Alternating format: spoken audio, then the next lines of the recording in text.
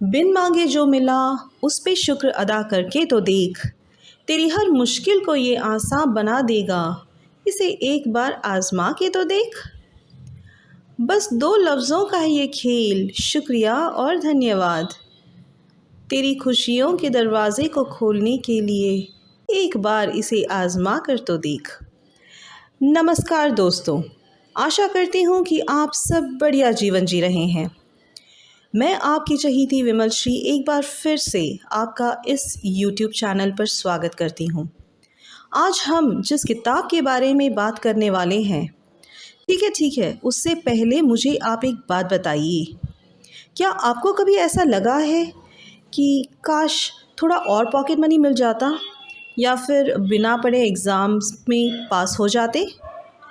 या इन सब से हटकर क्या कभी ऐसा फील हुआ है कि काश कोई लाइफ में ऐसा जादुई बटन होता जिसे दबाते ही सारी प्रॉब्लम सॉर्ट आउट हो जाती? वेल, गेस व्हाट, आज मैं आपको उसी जादुई बटन का सीक्रेट कोड बताने वाली हूँ। जी हाँ, आज हम बात करने वाले हैं रोंडा बायर्न की उस ज़बरदस्त किताब के बारे में जिसने पूरी दुनिया को हिला दिया, द सीक्रेट मैजिक। वैसे तो आपने आकर्षण का नियम अर्थात लॉ ऑफ अट्रैक्शन के बारे में बहुत सुना होगा, पर रोंडा कहती हैं कि उस नियम को जादुई बनाने वाली एक चाबी है, और वो चाबी ऐसी है जो हर असंभव चीज़ को भी संभव में बदलने की क्षमता रखती है, जिसे हम सब जानते हैं पर नहीं भी जानते। ओके, रिलैक्स, बताती हूँ। इन सिंपल एंड बहुत ही पावरफुल वर्ड है धन्यवाद। जी हाँ, धन्यवाद। रोंडा बताती हैं कि यह कोई कहानी या थ्योरी नहीं है, यह आपकी ज़िंदगी को बदलने वाला 28 दिन का एक मंत्रा, एक मैजिकल वर्ड है जो प्रैक्टिकली प्रूवन है। इस वीडियो के द्वारा हम जानेंगे कि हमारी सोच, हमारे विचार, जो थॉट्स हैं, वो एक वाईफाई एंटेना की तरह काम करते हैं। हम जानेंगे जादुई पत्थर, मैजिकल रॉक के बारे में, जो बुरे दिनों को भी अच्छे में बदलने की क्षमता रखते हैं। इतना ही नहीं, थैंक यू बोलकर अपने रिश्ते, अपनी सेहत और अपने पॉकेट मनी में भी जादू भर सकते हैं। अगर आप भी अपनी ज़िंदगी में प्यार, पैसा, अच्छी सेहत और बेस्ट मार्क्स का जादू देखना चाहते हैं तो इस वीडियो में हमारे साथ अंत तक बने रहें, क्योंकि हम यहाँ पर बताए गए हर एक सीक्रेट को रियल लाइफ एग्जाम्पल्स के साथ समझेंगे। आज इस किताब के विश्लेषण के लिए हमारे साथ जुड़े हैं आरती जी और हितेश जी। तो चलिए शुरू करते हैं इस जादुई सफ़र को। नमस्कार, इस खास विश्लेषण में आपका स्वागत है। आज हम रोंडा बर्न की किताब द मैजिक के कुछ महत्वपूर्ण हिस्सों पर बात करेंगे। ये किताब एक बड़ा दिलचस्प विचार सामने रखती है कि कैसे धन्यवाद मतलब ग्रैटिट्यूड हमारी रोज की जिंदगी में किसी जादू की तरह काम कर सकता है।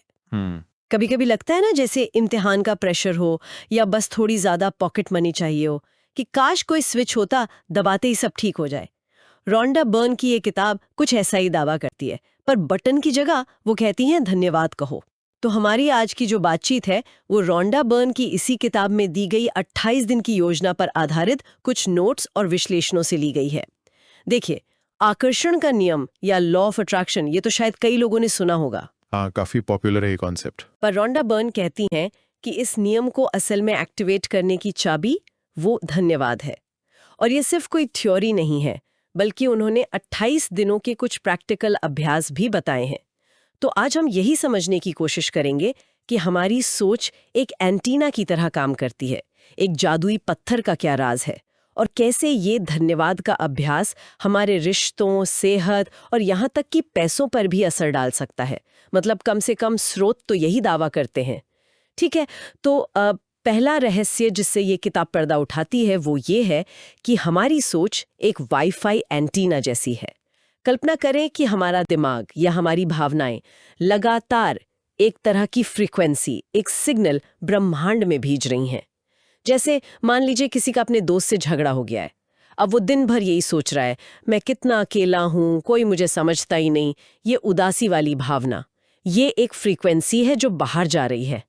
फिर शायद होता यह है कि उसी दिन टीचर से डांट पड़ जाती है या बस छूट जाती है। ऐसा लगता है जैसे एक नेगेटिव चीज दूसरी को खींच रही हो। और इसका उल्टा भी होता है। सोचिए किसी ने वीडियो गेम का कोई मुश्किल लेवल पार कर लिया, वो एकदम खुश है, वाह कमाल हो गया, मैं कितना खुश हूँ। ये खुशी वाली फ्रीक्वेंसी बाहर जाती है। और फिर शाम को घर पर पसंदीदा खाना बना होता है या कोई पुराना दोस्त कॉल कर लेता है। बिल्कुल। मानो खुशी खुशी को खींच रही हो। हाँ, यहाँ एक दिलचस्प पहलू यह है कि स्रोत मतलब द मैजिक किताब आकर्षण के नियम को गुरुत्वाकर्षण जैसा ही एक नेचुरल लॉ मानती है। आप माने या ना माने ये काम कर रहा है। और धन्यवाद को जादुई चाबी इसलिए कहा गया है क्योंकि ये हमारी भेजी जा रही फ्रीक्वेंसी को फौरन बदल देता है। सोचिए अगर नेगेटिव विचार कमजोर सिग्नल है तो धन्यवाद का भाव सिग्नल को हाई स्पीड 5G बना देता है, मजबूत और साफ। तो क्या ये सिर्फ पॉजिटिव सोचने जैसा है कि बस सब अच्छा है कहते रहो, या इसमें कुछ और है? नहीं, ये सिर्फ जबरदस्ती पॉजिटिव सोचने से थोड़ा अलग है। स्रोत के मुताबिक ये उस भावना पर, उस एहसास मतलब फीलिंग पे जोर देता है। जब आप किसी बुरी स्थिति में भी किसी छोटी सी चीज के लिए, जैसे उस दोस्त के लिए जिसने झगड़े के बाद भी पानी का गिलास बढ़ाया था, सच में दिल से धन्यवाद महसूस करते हैं, तो आपकी अंदरूनी भावनात्मक स्थिति बदल जाती है। आप उस नेगेटिविटी से एक कदम बाहर आ जाते हैं। ये फ्रीक्वेंसी का बदलना सिर्फ सोचने से नहीं बल्कि महसूस करने से होता है। महसूस करना, ये बात जरूरी लगती है। चलिए अब दूसरे रहस्य की तरफ बढ़ते हैं। जादुई पत्थर या मैजिक रॉक। ये सुनने में थोड़ा बच्चों जैसा लग सकता है, एक पत्थर और जादू, लेकिन किताब में इसे एक बहुत शक्तिशाली अभ्यास बताया गया है। तरीका बहुत आसान है। एक छोटा चिकना सा पत्थर ढूंढना है जो हाथ में आराम से आ जाए। फिर हर रात सोने से ठीक पहले उस पत्थर को हाथ में लेना है। पूरे दिन को याद करना है और सोचना है कि आज सबसे अच्छी चीज क्या हुई। छोटी से छोटी चीज भी चलेगी। फिर उस एक चीज के लिए पत्थर को हाथ में पकड़े हुए दिल से धन्यवाद कहना है। जैसे कोई स्टूडेंट है जो दिन भर स्कूल प्रोजेक्ट से परेशान रहा, बहुत चिड़चिड़ा था। रात को सोने से पहले उसने पत्थर हाथ में लिया। सोचते सोचते याद आया कि अरे कैंटीन वाले भैया ने देखकर स्माइल दी थी, या शायद किसी दोस्त ने अपना पेन दे दिया था जब उसका पेन नहीं चल रहा था। वो उस छोटी सी घटना के लिए मन में कहता है धन्यवाद उस मुस्कान के लिए या धन्यवाद उस पेन के लिए। हाँ, अगर हम इसे थोड़ा और गहराई से देखें तो ये सिर्फ एक रस्म नहीं है। इसके पीछे कुछ साइकोलॉजिकल प्रक्रियाएं भी काम कर सकती हैं। पहली बात, ये हमारे ध्यान को बदलता है, फोकस शिफ्ट।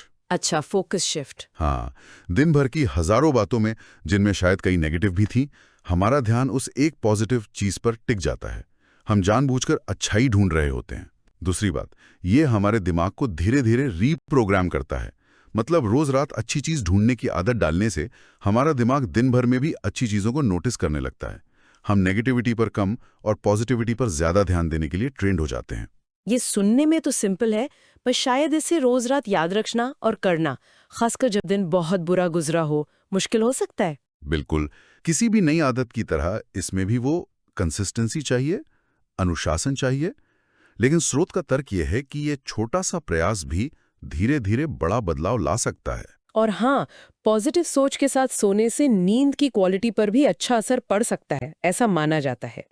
तो ये पत्थर सिर्फ पत्थर नहीं रहता, ये एक रिमाइंडर बन जाता है कि हर दिन चाहे कितना भी मुश्किल लगे, उसमें शुक्रगुजार होने लायक कुछ न कुछ जरूर होता है।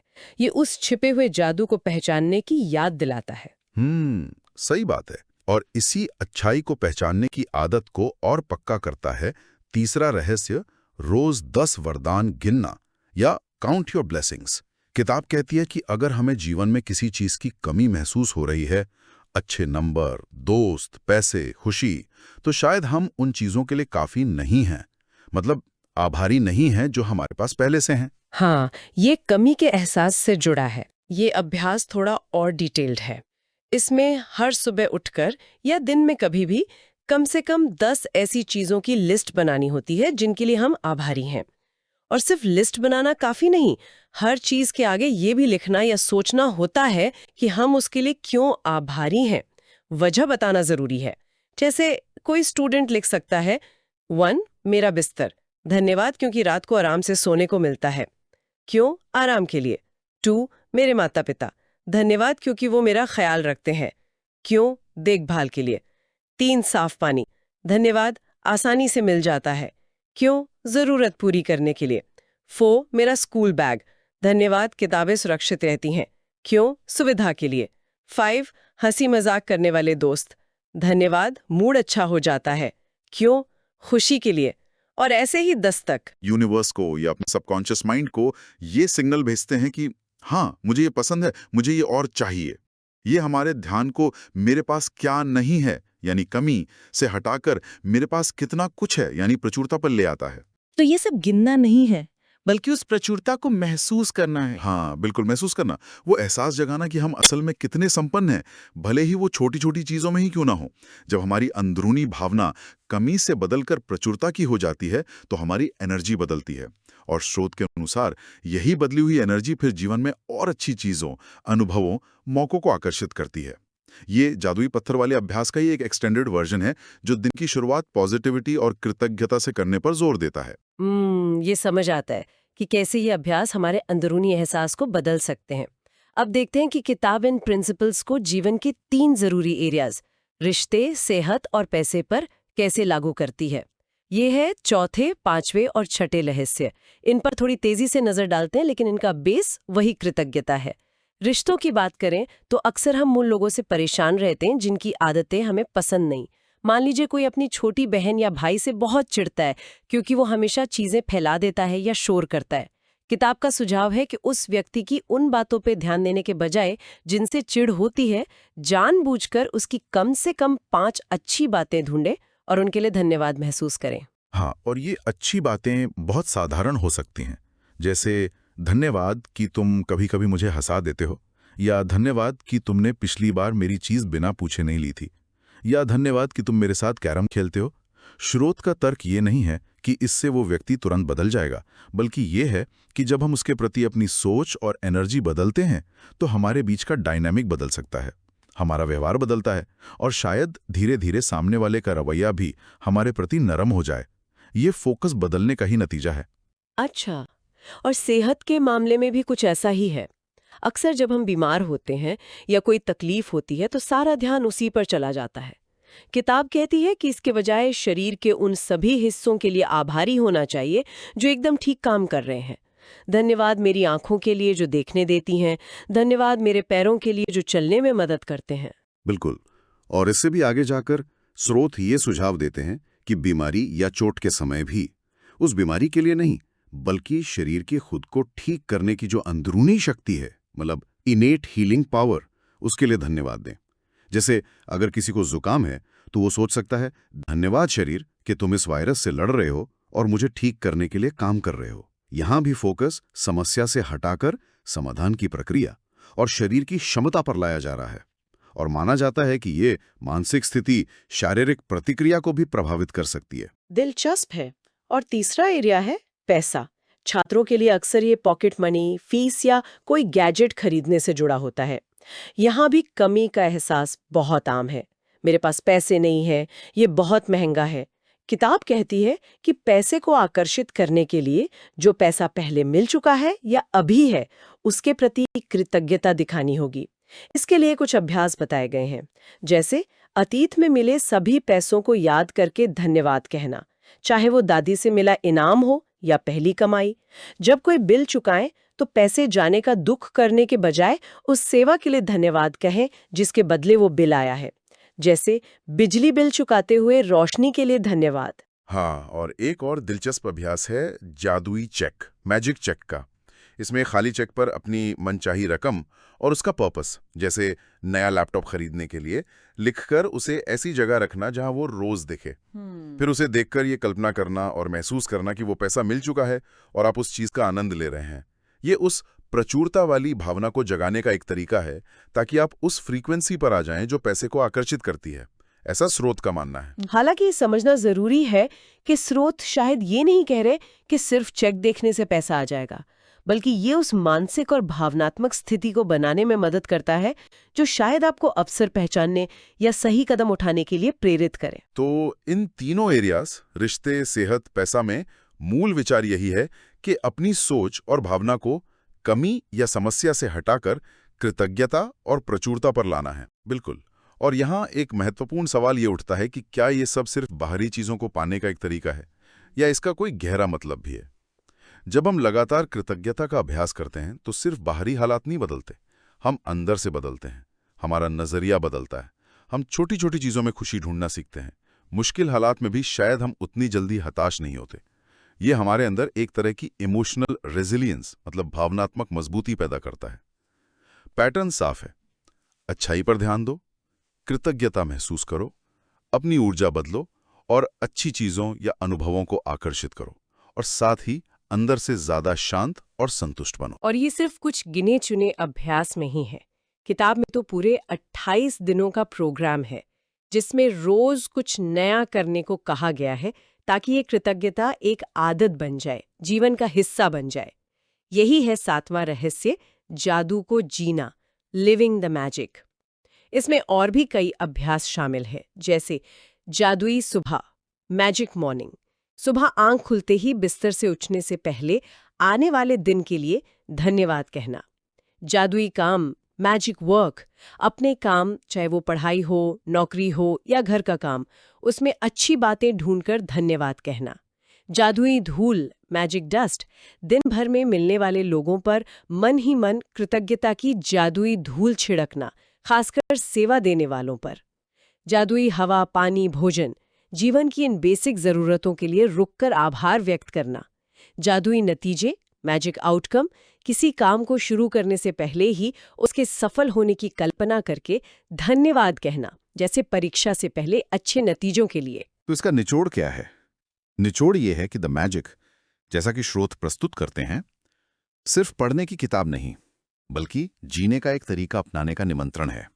और किसी भी नए तरीके की तरह इसमें लगातार अभ्यास लगता है। ये कोई वन टाइम सॉल्यूशन नहीं, बल्कि एक कॉन्टिन्यूअस प्रोसेस है। स्रोत दावा करते हैं कि इसे अपनाने से तनाव कम हो सकता है, रिश्ते सुधर सकते हैं, सेहत बेहतर महसूस हो सकती है, खुशी बढ़ सकती है, और हाँ, शायद आर्थिक स्थिति भी बेहतर हो सकती है। ये सब कृतज्ञता को एक रोजमर्रा की कॉन्शियस हैबिट बनाने से जुड़ा है। तो कुल मिलाकर इस पूरी चर्चा का सार यही लगता है कि जीवन में जो कुछ भी अच्छा पहले से है, चाहे वो कितना भी छोटा क्यों ना लगे, उसके लिए अभी इसी पल रुककर धन्यवाद महसूस करना और कहना शुरू करना, यही वो पहला कदम है जिससे स्रोत के अनुसार पॉजिटिव बदलावों का दरवाजा खुल सकता है। ये धन्यवाद ही उस वाईफाई सिग्नल को मजबूत और साफ करता है जिसे हम लगातार भेज रहे हैं। हाँ, और यहाँ रुककर एक और बात सोचने लायक है। क्या असली जादू सिर्फ बाहरी चीजों को पाना है, ज्यादा पैसा, बेहतर रिश्ते, अच्छी सेहत, या फिर कृतज्ञता के इस अभ्यास से हमारे अंदर जो बदलाव आता है, मुश्किलों से लड़ने की बढ़ती क्षमता, चीजों को देखने का एक नया पॉजिटिव नजरिया, और बाहरी परिस्थितियों के उतार चढ़ाव के बावजूद अंदरूनी शांति और खुशी बनाए रखने की कला, क्या ये आंतरिक परिवर्तन ही अपने आप में सबसे बड़ा जादू नहीं है? शायद बाहरी सफलता इसी आंतरिक बदलाव का नतीजा हो। इस गहरे पहलू पर भी विचार किया जा सकता है। ये वाकई एक गहरा विचार है कि शायद असली बदलाव अंदर से शुरू होता है, और शायद शुरुआत करने के लिए वो जादुई पत्थर वाला छोटा सा अभ्यास ही काफी हो। आज की ये गहन चर्चा यहीं समाप्त होती है। उम्मीद है रोंडा बर्न की द मैजिक के इन विचारों ने आपको कुछ नया सोचने या आजमाने के लिए प्रेरित किया होगा। धन्यवाद आरती जी और हितेश जी इतने खूबसूरत विश्लेषण के लिए। दोस्तों, अगर आपको यह समरी पसंद आई और लगा कि हाँ, यह जादू सच में काम कर सकता है, तो इस वीडियो को लाइक ज़रूर करना और अपने उन सभी दोस्तों के साथ शेयर करना जिन्हें इसकी सबसे ज़्यादा ज़रूरत है। और हाँ, नीचे कमेंट में मुझे ज़रूर बताना कि अगर आपको इस पल किसी चीज़ के लिए शुक्रिया व्यक्त करना हो तो आप किस चीज़ के लिए अपना शुक्रिया अदा करना चाहोगे। मैं आपका कमेंट ज़रूर पढ़ूंगी। ऐसी ही मज़ेदार और जादुई किताबों के राज जानने के लिए हमारे चैनल को सब्सक्राइब करना मत भूलना। मिलते हैं अगली इंटरेस्टिंग वीडियो के साथ। तब तक के लिए जादू करते रहें और खुश रहते रहें।